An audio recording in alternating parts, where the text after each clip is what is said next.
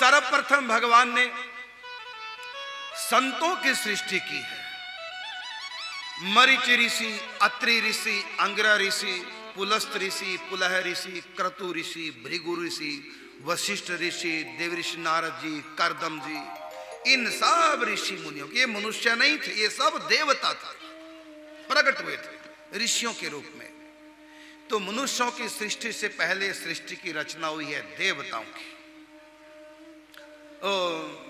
ऋषियों की।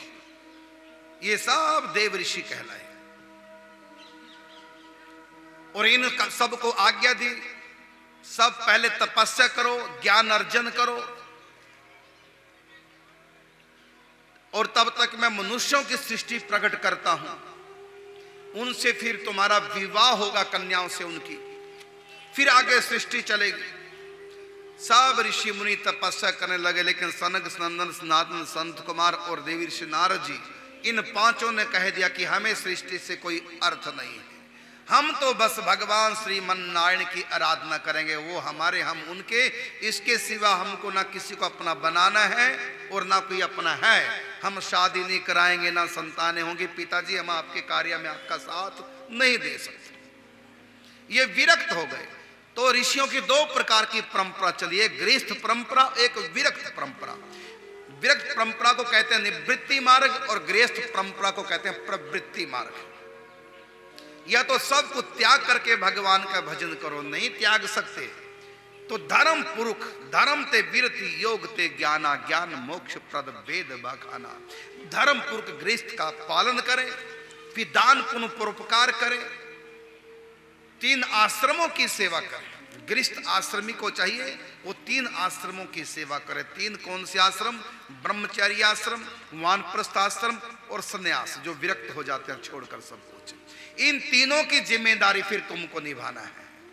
तो जो प्रवृत्ति मार्ग में वो गृहस्थ बन गए, उनकी संतानों का एक उत्तरदायित्व है कि वो अन्य तीनों का पालन करें, ब्रह्मचारियों का, वानप्रस्थियों का और सन्यासियों का।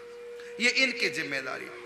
तुम इनकी तरह तप त्याग नहीं कर सकते, क्योंकि संसार की भूख है कि पत्नी हो, संतान हो, ये सुख मिले वो मिले, तो फिर तुम्हारा उद्धार कैसे होगा? इन 3 आश्रमों की सेवा करके तुम्हारा उद्धार हो जाएगा। ब्रह्मचारियों की, वानप्रस्थियों की और विरक्त सन्यासियों की, इनकी सेवा की जिम्मेदारी तीनों को दी है। फिर अंत में मनुष्यों की सृष्टि हुई, देव सृष्टि, ऋषियों की सृष्टि, भूत प्रेतों की सृष्टि, राक्षसों की सृष्टि पहले हो गई, और सबसे अंतिम में सृष्टि हुई है मनुष्यों की।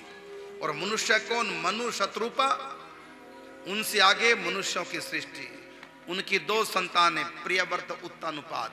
फिर आगे इनके यहाँ अनेक परंपराएं चलती हैं, इनकी बेटियों की भी देवहूति, आकुति, प्रसूति, ये मानव कन्याएं, इनकी आगे संतानें, इनसे ऋषियों का विवाह, फिर आगे संतानें चलती हैं, सतयुग प्रारंभ होता है। तो फिर सबसे अंतिम किसकी सृष्टि की है? तो मनुष्य की।